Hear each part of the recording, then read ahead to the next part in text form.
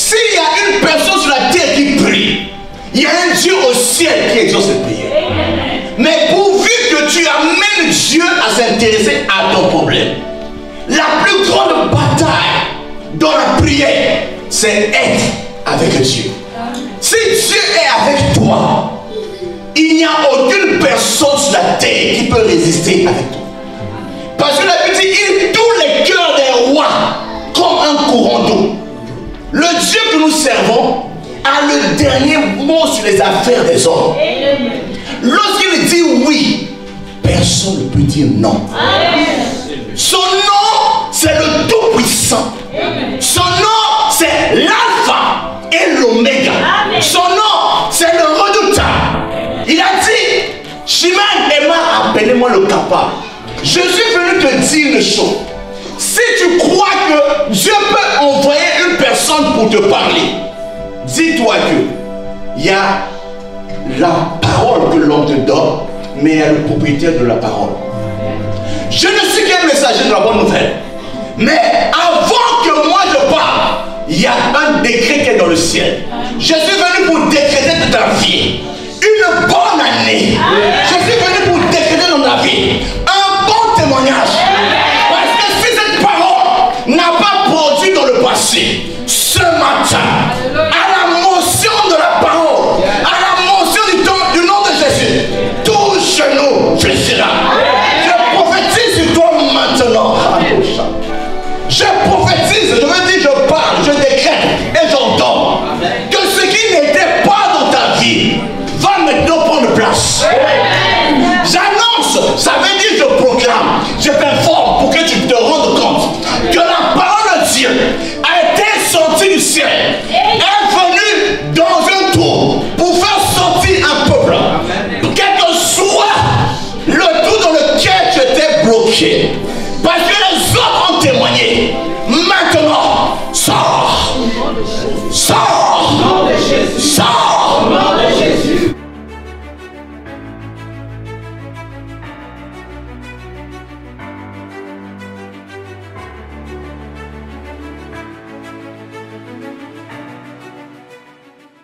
Père, nous voulons annoncer la parole.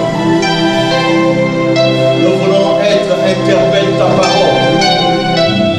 Seigneur, tu as dit, tu enverras les pasteurs selon ton cœur. Nous sommes des bergers selon ton cœur. Nous avons tout abandonné pour te servir. Seigneur, justifie ta parole. Laisse que cette parole puisse bénir avec là où il y avait paix, une lutte dans le cœur. Que la paix vienne. Tu as dit, nous pouvons ramener toute pensée à l'obéissance de Christ. Je me lève ce matin contre toute forteresse qui avait érigé des mœurs dans un cœur. Aujourd'hui, que cela parte, que cela soit détruit dans le nom de Jésus-Christ. Par ta parole, Seigneur, ton peuple sera sauvé. Nous te célébrons, nous t'acclamons, parce que tu es Dieu. Reçois la gloire, reçois l'honneur, toi qui as l'honneur, honneur et gloire au nom puissant et glorieux de Jésus-Christ. Amen.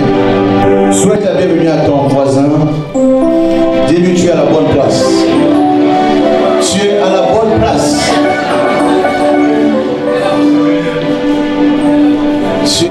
Asseyez-vous. Prince et princesse du Seigneur, élu de Dieu,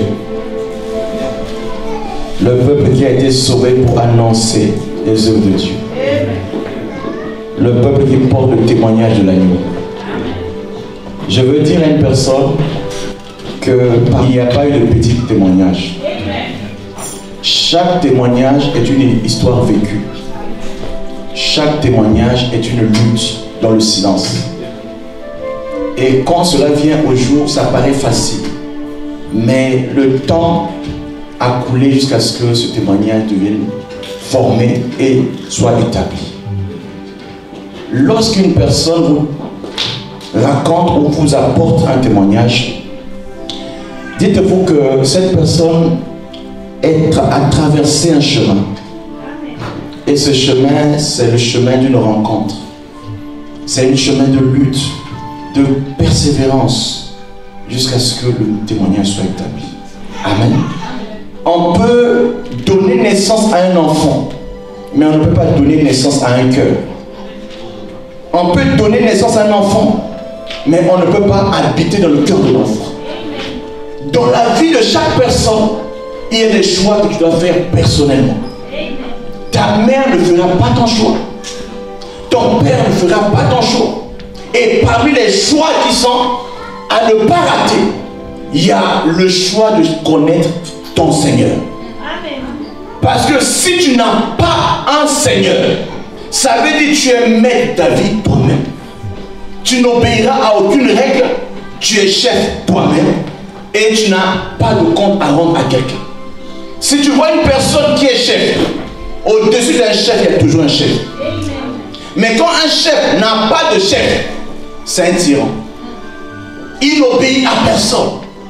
Dans la Bible, il s'est trouvé un juge qui n'avait peur de personne. Pendant longtemps, ce juge a régné. Il donnait des décisions sans se rendre compte qu'il y a un Dieu qui est au-dessus des juges. Jusqu'au jour où une femme, on dit une pauvre femme, est venue lui soumettre une plainte.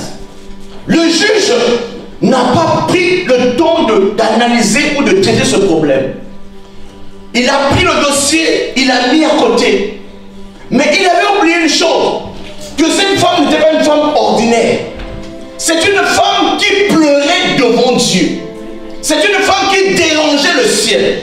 C'est une femme qu'on appelle une femme de supplication. Une femme dont les pleurs feraient réagir le ciel. S'il y a une personne sur la terre qui prie, il y a un Dieu au ciel qui exauce cette prière. Mais pourvu que tu amènes Dieu à s'intéresser à ton problème, la plus grande bataille dans la prière, c'est être avec Dieu. Si Dieu est avec toi, il n'y a aucune personne sur la terre qui peut résister avec toi. Parce que la Bible dit, il touche les cœurs des rois comme un courant d'eau. Le Dieu que nous servons a le dernier mot sur les affaires des hommes. Lorsqu'il dit oui, personne ne peut dire non. Son nom, c'est le Tout-Puissant. Son nom, c'est l'Alpha et l'Oméga. Son nom, c'est le Redoutable. Il a dit, Shimon Emma, appelez-moi le capable. Je suis venu te dire une chose. Si tu crois que Dieu peut envoyer une personne pour te parler, dis-toi que il y a la parole que l'homme te donne, mais il y a le propriétaire de la parole. Je ne suis qu'un messager de la bonne nouvelle. Mais avant que moi je parle, il y a un décret qui est dans le ciel. Je suis venu pour décréter de ta vie une bonne année. Je suis venu pour décréter dans ta vie un bon témoignage. Parce que si cette parole n'a pas produit dans le passé, ce matin, à la motion de la parole, à la motion du nom de Jésus, tout genou fléchira. Je prophétise sur toi maintenant. Je prophétise, je veux dire, je parle, je décrète et j'entends que ce qui n'était pas dans ta vie va maintenant prendre place. J'annonce, ça veut dire je proclame, je t'informe pour que tu te rendes compte que la parole de Dieu a été sortie du ciel, est venue dans un tour pour faire sortir un peuple. Quel que soit le tour dans lequel tu étais bloqué, parce que les hommes ont témoigné. Maintenant, sors! Sors! Sors! Dans le nom de Jésus-Christ. Le deuxième choix que tu ne dois pas rater, après avoir choisi son Seigneur, mais c'est choisir aussi son pasteur. Je veux dire le prophète. Si tu n'as pas un pasteur, ça veut dire que tu n'as personne qui peut nourrir ton âme. Parce qu'un pasteur, c'est un berger. Sa mission, c'est prendre soin du troupeau. Jésus a dit à Pierre 3 fois, régner. Il vient rencontrer Pierre. Il dit, Pierre, m'aimes-tu plus que tous les autres? Il dit, Seigneur, je t'aime. Ça devait s'arrêter là. Il revient encore. Pierre, m'aimes-tu? Il dit, Seigneur, je t'aime. Ça devait s'arrêter à 2 fois. Il vient encore pour la 3e fois. Pierre, m'aimes-tu? Il dit, Seigneur, je t'aime. Il dit, si tu m'aimes, prends soin de mon troupeau. Pourquoi? Parce que Dieu se soucie des hommes. Dieu ne veut pas qu'un seul d'entre nous ne soit en enfer. Amen. Pas un seul. Amen. Voilà pourquoi il a demandé à Pierre de prendre soin de ses frères. Mais il a fait une promesse à Pierre. Il dit que tu es Pierre. Et sur cette pierre, je bâtirai mon église. Amen. Les portes du séjour des morts ne prévaudront point contre elle. Amen. Il dit, je te donne la clé du royaume des cieux. Ce que tu ouvriras sur la terre sera ouvert au ciel. Ce que tu vas fermer sur la terre sera fermé au ciel. Donc la parole d'un homme de Dieu a la capacité d'ouvrir le ciel pour une personne. La parole d'un élu de Dieu a la capacité de changer une saison. Je vais dire à une personne, l'homme a la main sèche. La main devait rester sèche jusqu'à ce qu'une parole sorte. Jésus a dit, et toute ta main, là où l'impossible était avéré comme réalité, la parole de Jésus a fait que la main qui était sèche est devenue normale. On peut dire c'est Jésus. Élisée, on est venu le voir par un général de la Syrie, Naaman. Il dit, je suis venu te voir pour être guéri. Mais Élisée n'a pas pris le soin de rencontrer le général. Il n'avait pas rendez-vous avec lui. Mais il dit, tu es venu chercher Dieu. Mais Dieu, on ne peut pas le voir. Mais Dieu a des prophètes. Je ne suis qu'un messager, porte-parole de la parole de Jésus. Dieu dit à Élisée de dire à Naaman, va te jeter 7 fois dans le Jourdain. Naaman a hésité. Naaman a raisonné. C'est le quoi d'une personne. Au lieu de venir à l'évangélisation, la personne dit, je ne venais pas. Le Saint-Esprit est venu tourmenter une personne ici. Vous avez entendu, non? C'est pas moi, pas Emma. Le Saint-Esprit, le maître de la moisson, est venu dire, tu dors, les gens chaque seconde vont en faire. Réveille-toi, va gagner des âmes. Tu dors, chaque seconde qui passe, les gens vont en faire. Chaque seconde, j'ai dit combien? Chaque seconde. La plus petite unité du temps, c'est quoi? C'est pour vous le tierce. Mais nous allons au rythme de picoseconde. Tu connais ça? Nanoseconde, tu connais ça? On peut continuer? Je vais dire à 10 puissance moins 12. 10 puissance moins 9.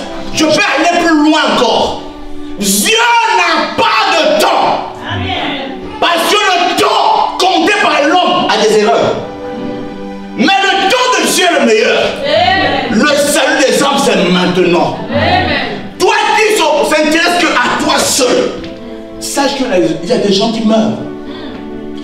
Toi, tu connais la parole. Tu as entendu beaucoup de fois la parole. Internet est rempli de paroles, de prédicateurs. Mais tu ne fais rien pour le royaume.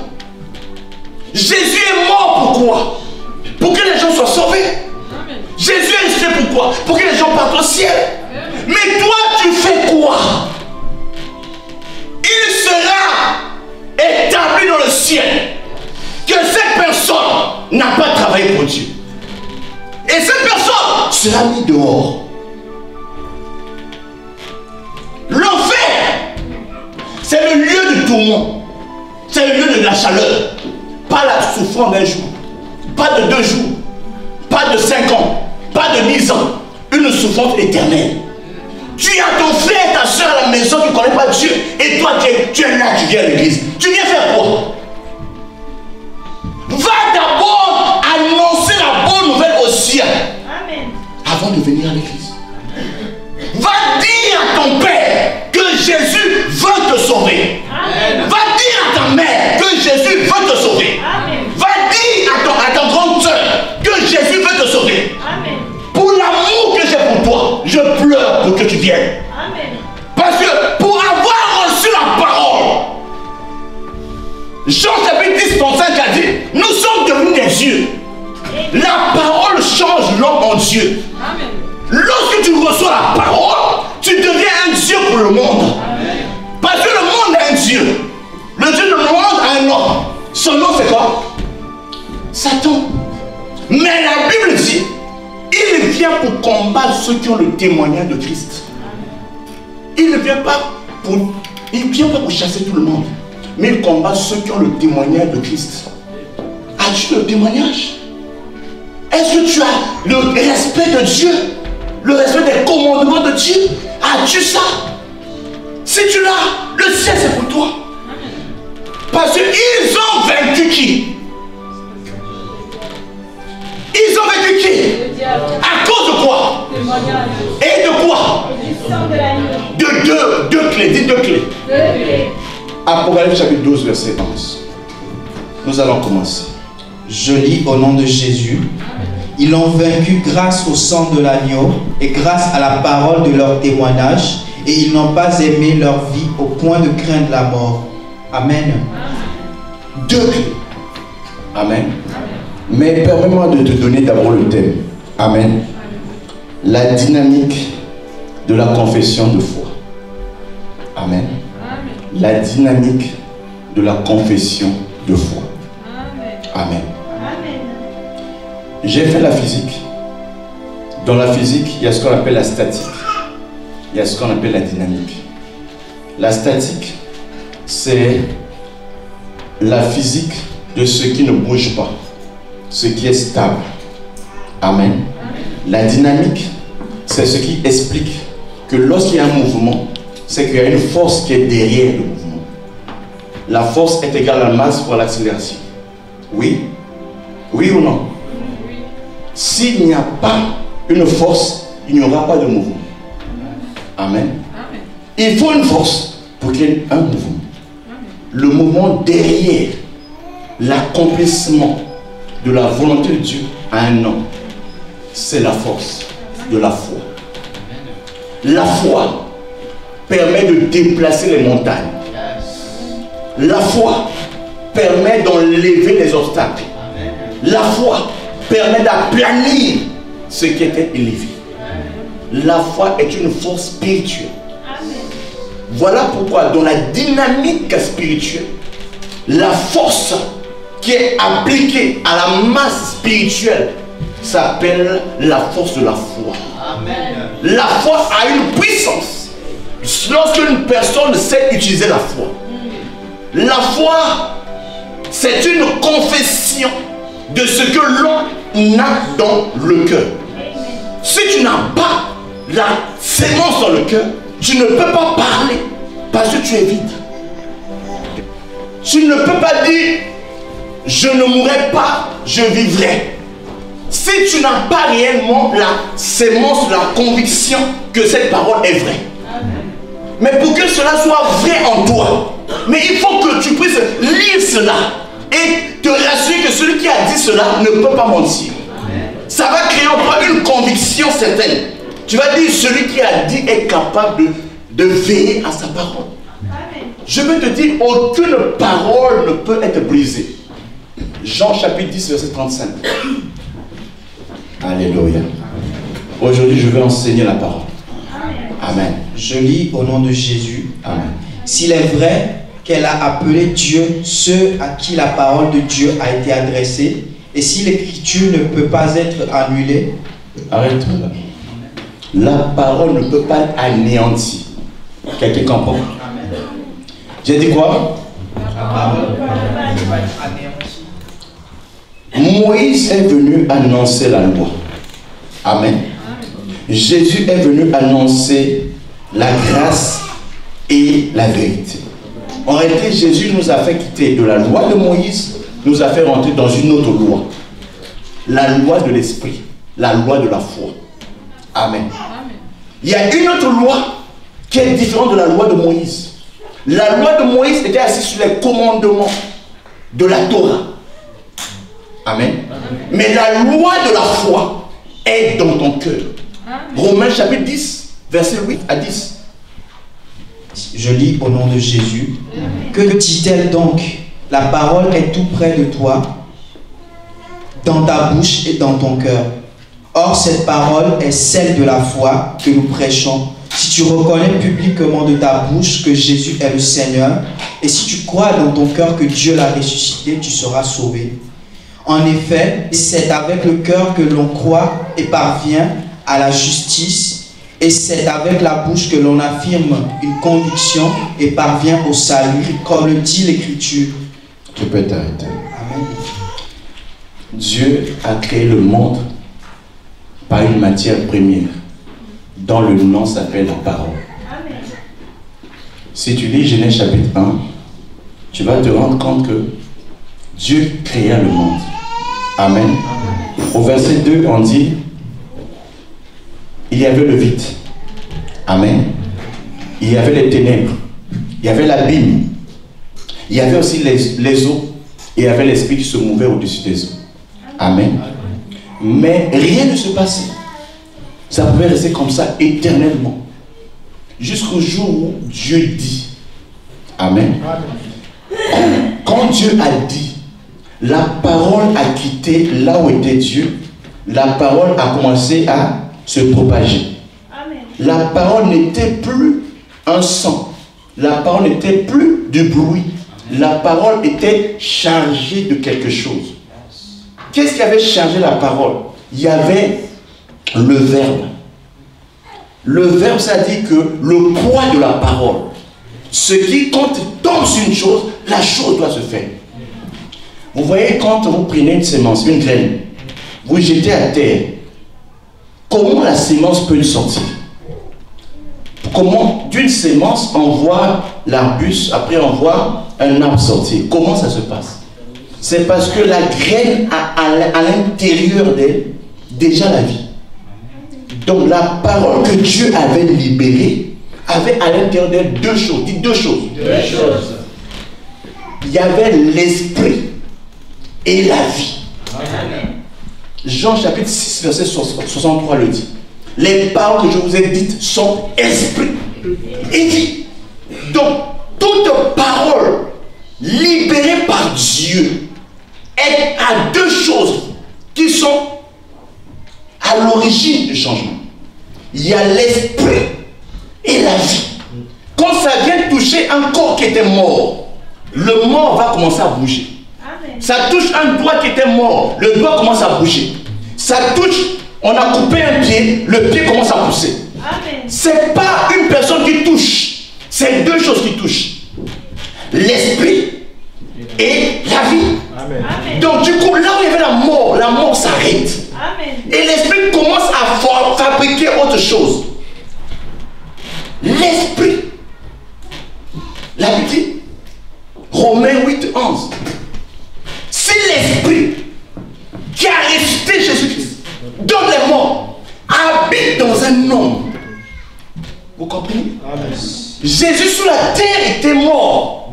Vous comprenez? Amen. Un mort est sorti de la terre.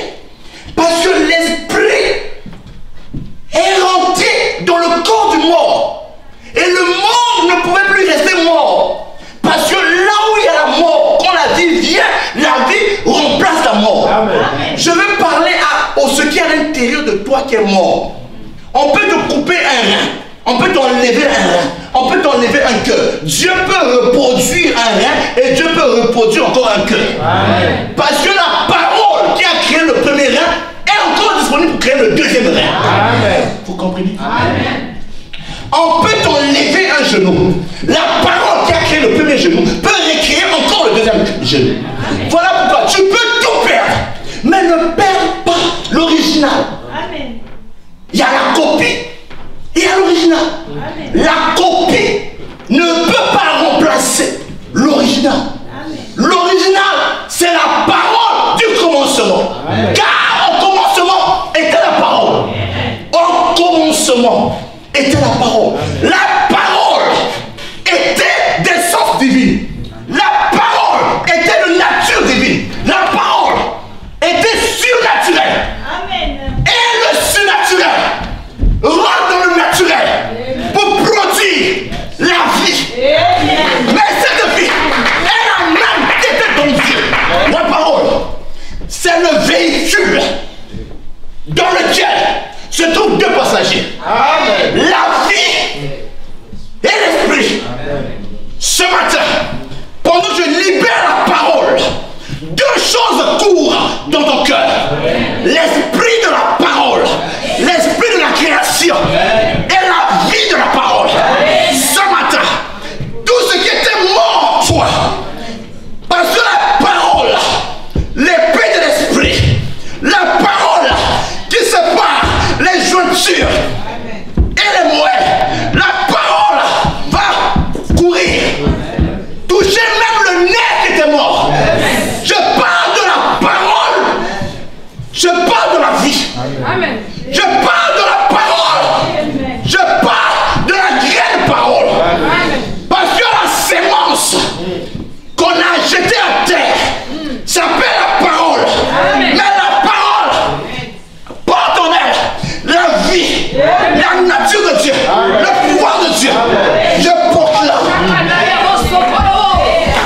et je décrète là où il y avait la stérilité, la parole qui a dit à Marie, tu es enceinte. La parole qui a dit à Sarah, tu es enceinte. La parole qui a dit à Lazare, sors. La parole. Je parle de la parole. Je m'arrête sur la parole. La parole en elle était la vie. Et la vie était la lumière du monde. En elle était la vie. Voilà pourquoi lorsque je reçois la parole, je ne suis plus un homme normal. Je deviens un Dieu. La mort ne peut plus me battre. La maladie ne peut plus rester. Aucun démon de l'enfer ne peut résister. La parole a le pouvoir de créer, de recréer et d'ouvrir la mer rouge. Le pas de la parole. La parole va générer la foi en toi. Car la foi vient de la parole. La parole écoutée, la parole restée, la parole consommée va produire le miracle. Oh, car Dieu est esprit. Car Dieu est esprit.